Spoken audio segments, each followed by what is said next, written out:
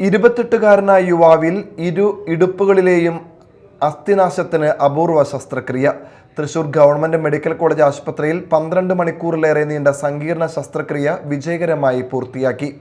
ഇടുപ്പ് സന്ധി സംരക്ഷിച്ച് ഭാവിയിലെ ഇടുപ്പ് മാറ്റിവെക്കൽ ശസ്ത്രക്രിയ ഒഴിവാക്കുകയോ വൈകിപ്പിക്കുകയോ ചെയ്യുകയാണ് ലക്ഷ്യം.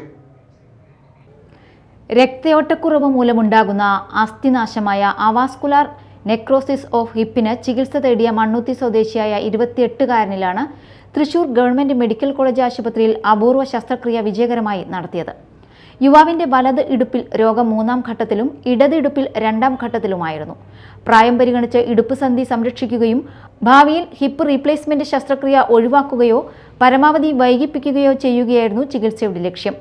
ഇതിനായി ഇടത് ഇടുപ്പിൽ കോർഡിക് കംപ്രഷൻ ശസ്ത്രക്രിയ നടത്തി. തുടർന്ന് രോഗിയുടെ കാലിൽ നിന്ന് രക്തക്കുഴലോട് കൂടിയ അസ്ഥിയുടെ ഒരു ഭാഗം എടുത്ത് രോഗബാധിതമായ ഇടുപ്പിൽ സ്ഥാപിക്കുന്ന ഫ്രീ വാസ്കുലറൈസ്ഡ് ഫിബുല ഗ്രാഫ്റ്റ് ശസ്ത്രക്രിയയും നടത്തി.